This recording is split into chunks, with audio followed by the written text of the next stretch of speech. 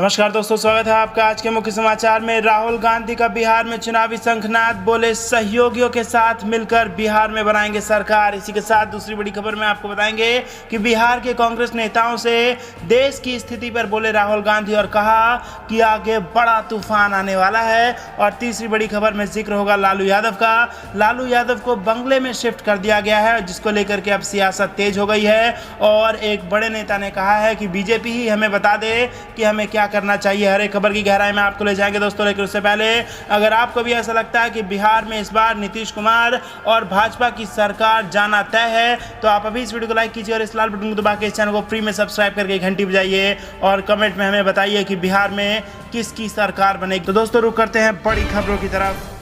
राहुल गांधी का चुनावी शंखनाद, बोले सहयोगियों के साथ मिलकर बिहार में बनाएंगे सरकार। जी हां दोस्तों, कांग्रेस के पूर्व अध्यक्ष राहुल गांधी ने बुधवार को बिहार के प्रदेश से लेकर प्रखंड तक के पार्टीजनों के बीच चुनावी शंखनाद किया। इस वर्चुअल संवाद में उन्होंने कहा कि बिहार बदलाव का वाहक रहा है। स्वतंत्रता आंदोलन की शुरुआत भी गांधी जी ने पश्चिमी चंपारण से की थी। विपक्षी एकता पर जोर देते हुए राहुल बोले कि बेहतर प्लानिंग से काम करें। साथ ही उन्होंने दावा किया कि हम सहयोगियों के साथ मिलकर बिहार में सरकार बनाने जा रहे हैं। रोजगार, स्वास्थ्य और शिक्षा हमारे मुद्दे होंगे। राहुल ने आरोप लगाया कि भारतीय क्षेत्र में चीनी घुसपैठ को नकारकर प्रधानमंत्री ने बिहार रेजिमेंट के जांबाज सैनिकों की शहादत का अपमान किया है। पूर्व कांग्रेस अध्यक्ष ने कहा कि वह जल्द ही बिहार का व्यापक दौरा करेंगे। राहुल गांधी ने यह भी आरोप लगाया कि भाजपा और आरएसएस देश में नफरत फैला रहे हैं। कांग्रेस इसका जवाब प्रेम से देगी। उन्होंने बदलाव के लिए सभी सहयोगी दलों से एक मंच पर आने का आह्वान किया। उन्होंने कहा कि यह काम कांग्रेस करेगी। राहुल ने बिहार प्रभारी शक्ति सिंह गोहिल और प्रदेश अध्यक्ष डॉक्टर मदन मोहन झा से जल्द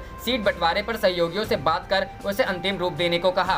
राहुल गांधी ने कहा कि सुशासन और विकास के राज्य सरकार के दावे खोखले हैं। आपदा में सबसे ज्यादा नुकसान बिहार को हुआ है। उन्होंने पूछा कि मजदूरों, बेरोजगारों, अपराध और भ्रष्टाचार पर यह सरकार क्यों चुप है। कांग्रेस और विपक्ष मिलकर इसके खिलाफ बिगुल फूंकेंगे। उन्होंने पार्टीजनों से बाढ़ प्रभावित लोगों की हर संभव मदद की भी अपील की। रुक करते हैं अगली खबर की तरफ। बिहार के कांग्रेस नेताओं से देश की स्थिति पर बोले राहुल गांधी, आगे बड़ा तूफान आने वाला है। जी हां दोस्तों, कोरोना वायरस महामारी और अर्थव्यवस्था की स्थिति को लेकर कुछ महीने पहले सरकार को आगाह करने वाले कांग्रेस के पूर्व अध्यक्ष राहुल गांधी ने गुरुवार को कहा कि जो तूफान अभी दिख रहा है उससे कहीं बड़ा तूफान आगे आने वाला है। पार्टी की बिहार इकाई के वरिष्ठ नेताओं और प्रदेश, जिला एवं ब्लॉक स्तर के पदाधिकारियों को वीडियो कॉन्फ्रेंस के माध्यम से संबोधित करते हुए उन्होंने प्रधानमंत्री नरेंद्र मोदी और बिहार के मुख्यमंत्री नीतीश कुमार पर भी निशाना साधा। समाचार एजेंसी पीटीआई के स्नेह सूत्रों के हवाले से कहा, इस बैठक में राहुल गांधी ने कहा कि बिहार में सभी सहयोगी दलों के साथ मिलकर लड़ना है और भाजपा जेडीयू गठबंधन को पराजित करना है। कांग्रेस नेता ने कहा कि मैंने फरवरी में कोरोना के बारे में आगाह किया था कि तूफान आने वाला है। मैं यहाँ दोहराना चाहता हूँ कि मैंने खुशी से नहीं बोला था। जब मैं बोलता था तो दुख होता था। उस वक्त मुझे दिख रहा था हिंदुस्तान में क्या होने वाला है। उन्होंने यह भी कहा कि आने वाले समय में इससे भी बड़ा तूफान आने वाला है। लद्दाख में चीनी सेना की कथित घुसपैठ के मुद्दे को लेकर भी राहुल गांधी ने प्रधानमंत्री मोदी पर निशाना साधा और आरोप लगाया कि देश की सीमा की रक्षा करते हुए बिहार रेजिमेंट ने चीन को करारा जवाब दिया, लेकिन प्रधानमंत्री सेना के साथ खड़े नहीं हुए और चीनी घुसपैठ से ही इनकार कर दिया। कांग्रेस नेता ने बिहार में कोरोना और बाढ़ की स्थिति को लेकर नीतीश कुमार पर निशाना साधा और दावा किया कि इन मुद्दों और भ्रष्टाचार को लेकर नीतीश की चुप्पी यह साबित करती है कि मुख्यमंत्री के तौर पर वह विफल रहे हैं। रुक करते हैं अगली खबर की तरफ। लालू यादव को बंगले में शिफ्ट करने पर सियासत तेज, बन्ना गुप्ता बोले बीजेपी ही बताएं हम क्या करें। जी हां दोस्तों, लालू यादव को रिम्स प्रशासन ने बुधवार को अस्पताल में कैंपस में स्थित निदेशक के बंगले में शिफ्ट किया है। इस मामले पर अब राज्य में सियासत तेज हो गई है। बीजेपी नेता संजय सेठ ने बंगले में शिफ्टिंग को गैर कानूनी और असंवैधानिक बताया है। उन्होंने कहा है कि जब लालू यादव रिम्स के पेइंग वार्ड में थे तब राजनीतिक बैठकें होती थी, अब तो बंगला मिल गया है और वहाँ से तो बिहार की राजनीति होगी।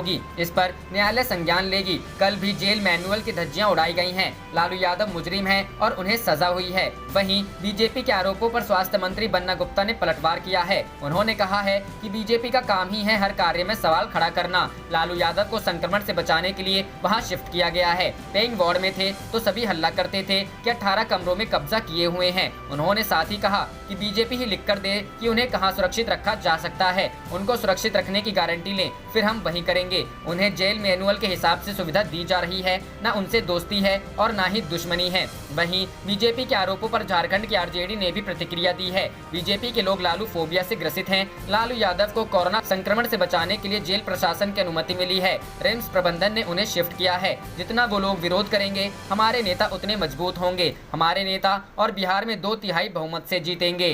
रुक करते हैं अगली खबर की तरफ। सुप्रीम कोर्ट से विजय माल्या से जुड़े दस्तावेज गायब, सुनवाई टली। जी हां दोस्तों, देश के सर्वोच्च न्यायालय ने भगोड़े कारोबारी विजय माल्या की याचिका पर सुनवाई 20 अगस्त तक के लिए स्थगित कर दी है। मामले की सुनवाई टाल दी गई है क्योंकि एक दस्तावेज रिकॉर्ड में मौजूद नहीं था। वास्तव में माल्या ने अपने बच्चों के खातों में $40 मिलियन स्थानांतरित करने के लिए अदालत की अवमानना के दोषी 2017 के फैसले पर पुनर्विचार करने का अनुरोध किया है। मीडिया रिपोर्टर्स के अनुसार जस्टिस यू ललित और अशोक भूषण की पीठ ने वीडियो कॉन्फ्रेंस के जरिए मामले की सुनवाई की। उन्होंने मामले की सुनवाई स्थगित कर दी क्योंकि एक दस्तावेज रिकॉर्ड पर उपलब्ध नहीं था। सुप्रीम कोर्ट ने जून में अपनी रजिस्ट्री को यह बताने का निर्देश दिया कि माल्या की पुनर्विचार याचिका को पिछले 3 वर्षों से संबंधित अदालत के समक्ष सूचीबद्ध क्यों नहीं किया गया। अदालत रजिस्ट्री को निर्देश दिया गया था कि पिछले 3 वर्षों में पुनर्विचार याचिका से संबंधित फाइल को संभालने वाले अधिकारियों के नाम सहित सभी जानकारी प्रदान करें। भगोड़े कारोबारी माल्या ने 9 मई 2017 को सुप्रीम कोर्ट के आदेश पर पुनर्विचार की मांग करते हुए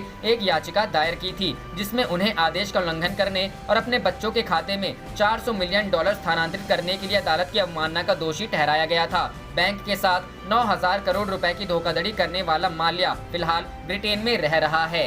रुक करते हैं अगली खबर की तरफ। अनलॉक 3। दिल्ली के सीएम अरविंद केजरीवाल ने एलजी को भेजा तीसरा नया प्रस्ताव। कहा, दिल्ली वालों की रोजी रोटी हासिल करने से क्यों रोका जा रहा है। जी हां दोस्तों, दिल्ली सरकार ने होटल, व्यायामशाला और साप्ताहिक बाजारों को फिर से खोलने की अनुमति देने के लिए उपराज्यपाल अनिल बैजल को पुनः प्रस्ताव भेजा है। इसके साथ ही सरकार ने कहा कि राष्ट्रीय राजधानी में कोविड-19 की स्थिति में सुधार हो रहा है। सूत्रों ने बृहस्पतिवार को यह जानकारी दी। सरकार ने कहा कि केंद्र द्वारा जारी किए गए अनलॉक दिशा निर्देशों के अनुसार दिल्ली में ऐसे प्रतिष्ठानों को अनुमति देने के लिए निर्णय लेने का उसे अधिकार है। आप सरकार ने अपने प्रस्ताव में कहा कि कई राज्यों में कोरोना वायरस के मामले बढ़ रहे हैं और वहां स्थिति बिगड़ रही है, लेकिन वहां होटल, जिम आदि के लिए अनुमति दी गई है। सूत्रों ने कहा कि सरकार ने उपराज्यपाल से यह भी जानना चाहा कि दिल्ली वासियों को अपनी आजीविका कमाने से क्यों रोका जा रहा है, जबकि राष्ट्रीय राजधानी में कोरोना वायरस के मामलों में कमी आ रही है। सूत्रों ने कहा, दिल्ली सरकार ने फिर से उपराज्यपाल को शहर के होटलों,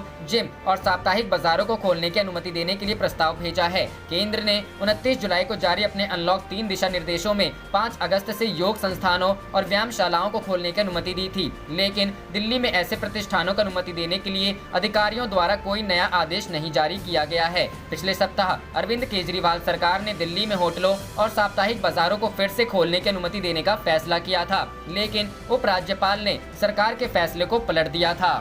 करते हैं अगली खबर की तरफ। राजस्थान में खरीद फरोख्त प्रकरण के आरोपी बीजेपी नेता संजय जैन गिरफ्तार। जी हां दोस्तों, राजस्थान खरीद फरोख्त प्रकरण के आरोपी संजय जैन को एंटी करप्शन ब्यूरो ने प्रोडक्शन वारंट पर गिरफ्तार किया है। संजय जैन को गिरफ्तार कर एसीबी मुख्यालय ले जाया गया है, जहां उससे पूछताछ की जा रही है। बता दें कि पहले इस मामले की जांच एसओजी द्वारा की जा रही थी, लेकिन मामला भ्रष्टाचार से जुड़ा होने के कारण उसे एसीबी को ट्रांसफर कर दिया गया। विधायकों की खरीद फरोख्त से जुड़ी कथित ऑडियो टेप रिकॉर्डिंग मामले में राजस्थान पुलिस के विशेष कार्यबल ने बीजेपी नेता संजय जैन को गिरफ्तार किया था। एसओजी ने संजय जैन को सोशल मीडिया पर वायरल हुई ऑडियो रिकॉर्डिंग के आधार पर दर्ज प्राथमिकी के सिलसिले में पूछताछ के बाद गिरफ्तार किया था। पुलिस के अनुसार जैन को बृहस्पतिवार और शुक्रवार को पूछताछ के बाद गिरफ्तार किया गया है। एसओजी ने विधायकों की कथित खरीद फरोख्त और कथित ऑडियो टेप रिकॉर्डिंग मामले में भारतीय दंड संहिता की धारा 124A और 120B के तहत शुक्रवार को 2 प्राथमिकी दर्ज की थी। गहलोत सरकार को गिराने के कथित षड्यंत्र वाले सोशल मीडिया पर वायरल हुए 3 ऑडियो टेप में से एक टेप में कांग्रेस विधायक भंवरलाल शर्मा, गजेंद्र सिंह शेखावत और संजय जैन के बीच कथित बातचीत के खिलाफ जांच की मांग को लेकर कांग्रेस के मुख्य सचेतक महेश जोशी की ओर से देशद्रोह का मामला दर्ज करवाया गया था।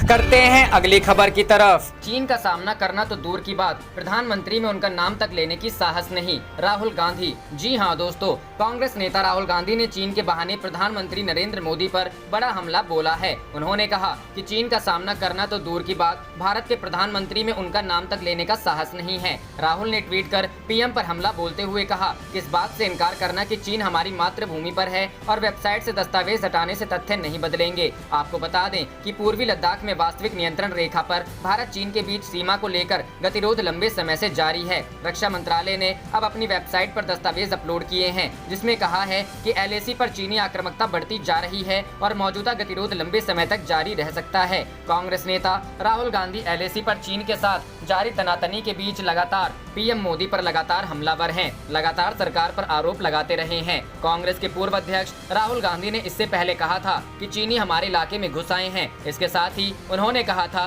कि यह उन्हें परेशान करता है और खून खौल रहा है। राहुल गांधी ने सरकार पर झूठ बोलने का आरोप लगाते हुए कहा था कि वह सच बोलते रहेंगे, भले ही इसकी वजह से उनका राजनीतिक करियर बर्बाद हो जाए। करते हैं अगली खबर की तरफ। सभी 27 सीटें जीतने के लिए कांग्रेस ने कसी कमर। कमलनाथ व दिग्विजय में समन्वय से तैयार हुआ गणित। जी हां दोस्तों, राम मंदिर निर्माण के लिए भूमि पूजन होने के बाद उपचुनावों के लिए पूर्व मुख्यमंत्री कमलनाथ और दिग्विजय सिंह में तालमेल की खबर है। जिस तरह दोनों नेता राम के नाम पर एक होते दिखे हैं, उसी तरह दोनों नेता अपनी पसंद से ही जीतने वाले उम्मीदवारों के नामों की हरी झंडी देंगे। इसके लिए पूर्व मुख्यमंत्री कमलनाथ ने अपने कराए सर्वे के हिसाब से नाम भी फाइनल कर लिए हैं। कांग्रेस आलाकमान के सूत्रों के अनुसार सभी नाम लगभग फाइनल है और सभी को अपने तौर पर चुनावी कार्य करने की हरी झंडी भी दे दी गई है। बताया जाता है कि आलाकमान भी चाहता है कि कैसे भी करके कांग्रेस के 13 से 20 उम्मीदवार जिताए जा सके। इसके लिए पूर्व मुख्यमंत्री कमलनाथ को लगभग फ्री हैंड भी दिया हुआ है। वहीं इस बात का भी ध्यान रखा जा रहा है कि सिंधिया समर्थक कांग्रेसियों को टिकट से दूर रखा जाए।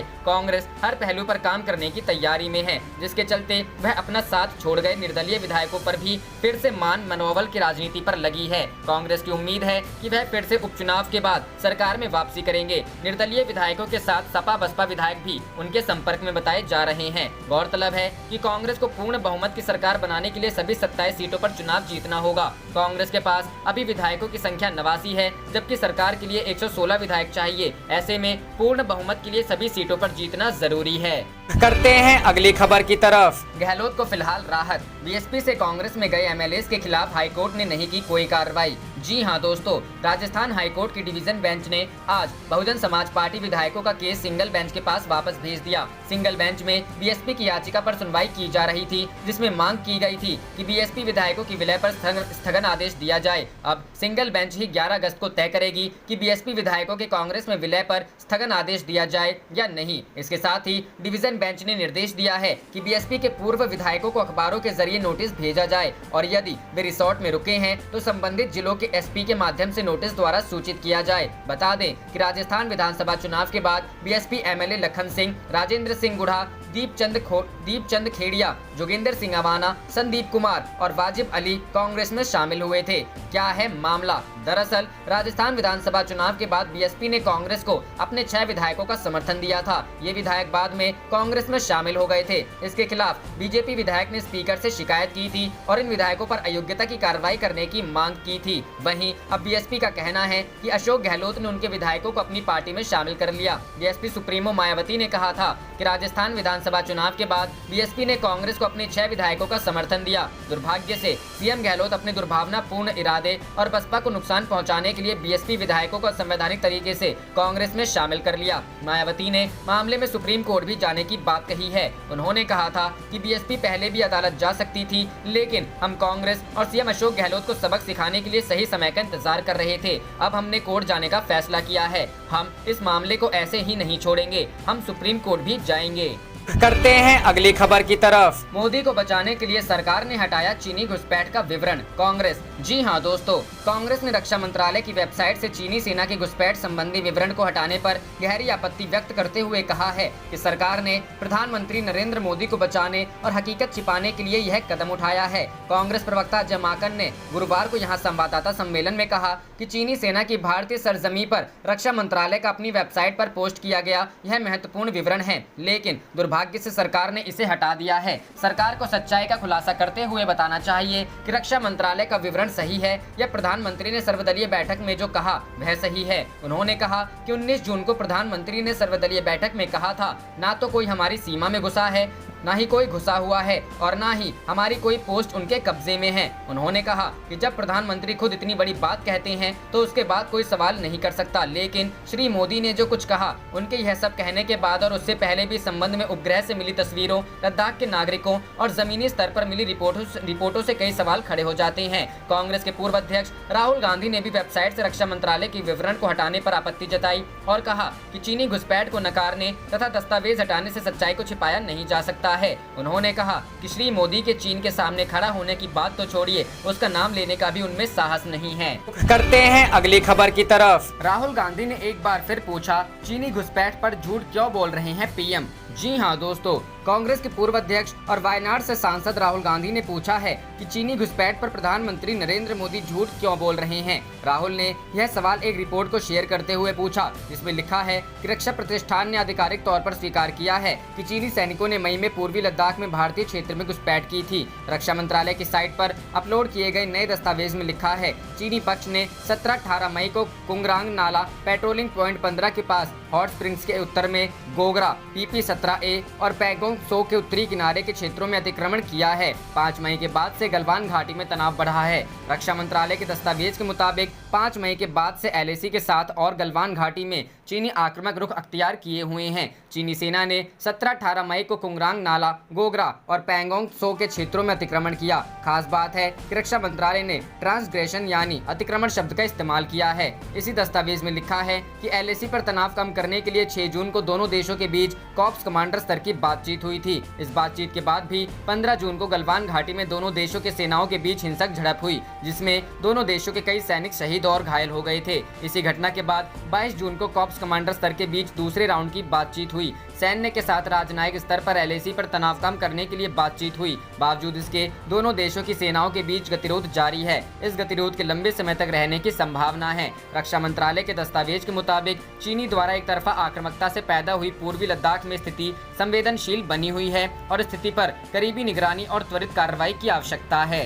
करते हैं अगली खबर की तरफ। स्कूलों पर बड़ा ऐलान, अब आया ये फरमान, सरकार का ये फैसला बदला। जी हां दोस्तों, कोरोना वायरस फैलने के कारण देश के सभी स्कूल, कॉलेज, शैक्षणिक संस्थान पिछले 5 महीनों से बंद हैं। यह बच्चों की शिक्षा पर भी महत्वपूर्ण प्रभाव डाल रहा है। ऐसी स्थिति में माता पिता भी बच्चों की फीस का बोझ झेल रहे हैं, जिसके कारण कई राज्यों में माता पिता द्वारा विरोध प्रदर्शन भी आयोजित किए गए। फिर कई जगहों पर यह मामला इतना बढ़ गया कि यह अदालत में भी पहुँच गया। मीडिया रिपोर्टर्स के अनुसार स्कूलों और अभिभावकों की उलझन से जुड़े एक मामले में गुजरात उच्च न्यायालय ने अब राज्य सरकार द्वारा स्कूलों में ट्यूशन फीस पर प्रतिबंध लगाने के फैसले को फिर से खोलने तक बदल दिया है। अब हाईकोर्ट ने अपने फैसले में स्पष्ट कर दिया है, निजी स्कूल ट्यूशन फीस ले सकेंगे। बात यह है कि गुजरात सरकार ने 16 जुलाई को एक आदेश जारी किया था कि जब तक स्थिति सामान्य नहीं हो जाती, निजी स्कूल अभिभावकों से ट्यूशन फीस जमा नहीं कर पाएंगे। लेकिन अब गुजरात उच्च न्यायालय के मुख्य न्यायाधीश विक्रम नाथ और न्यायमूर्ति JB पर्दीवाला की खंडपीठ ने अपने फैसले में कहा, बच्चों को शिक्षा प्रदान करने और स्कूलों को चालू रखने के लिए एक संतुलन की आवश्यकता है। ऐसी स्थिति में गुजरात उच्च न्यायालय के अनुसार स्कूलों में ट्यूशन फीस वसूलने पर प्रतिबंध लगाने से कई स्कूलों को हमेशा के लिए बंद कर दिया जा सकता है। साथ ही स्कूलों को यह भी समझना होगा कि माता पिता वर्तमान में आर्थिक संकट का सामना कर रहे हैं। इस सब के चलते अदालत ने राज्य सरकार से निजी सहायता प्राप्त स्कूलों और अभिभावकों के हितों की रक्षा के लिए एक संतुलन बनाने के लिए कहा है। इस मामले में अदालत ने कहा कि कोरोना वायरस से उत्पन्न स्थिति को देखते हुए सभी हितधारकों को समान रूप से जिम्मेदारी साझा करने की आवश्यकता है। साथ ही इस लड़ाई को एकजुट होकर लड़ने की जरूरत है। अगर छोटे स्कूल बंद हो जाते हैं तो इन स्कूलों में पढ़ने वाले बच्चों के माता पिता को बड़े स्कूलों में जाना होगा, जहां फीस भी अधिक होगी। करते हैं अगली खबर की तरफ। राजद सुप्रीमो लालू प्रसाद यादव को रिम्स अस्पताल से दूसरी जगह किया गया शिफ्ट। जी हां दोस्तों, बिहार के पूर्व मुख्यमंत्री एवं राजद सुप्रीमो लालू प्रसाद यादव को बुधवार को जेल से दूसरी जगह शिफ्ट किया गया। लालू यादव को Rajendra institute of medical sciences के डायरेक्टर के बंगले पर ले जाया गया। लालू यादव का इलाज इसी अस्पताल में चल रहा है। दरअसल राजद नेता का इलाज अस्पताल के जिस वार्ड में चल रहा है उसे कोविड-19 वार्ड में तब्दील किया गया है। इसके बाद रिम्स प्रशासन ने राजद नेता को दूसरी जगह शिफ्ट करने के लिए बिरसा मुंडा जेल अथॉरिटी को पत्र लिखा था। उन्हें फिलहाल रिम्स डायरेक्टर के बंगले केली बंगला में शिफ्ट किया गया है। इससे पहले शुक्रवार को ही केली बंगला का निरीक्षण किया गया था और सुरक्षा का जायजा लिया गया था। तभी से ये कयास लगाए जा रहे थे कि लालू प्रसाद यादव को केली बंगले में शिफ्ट किया जा सकता है।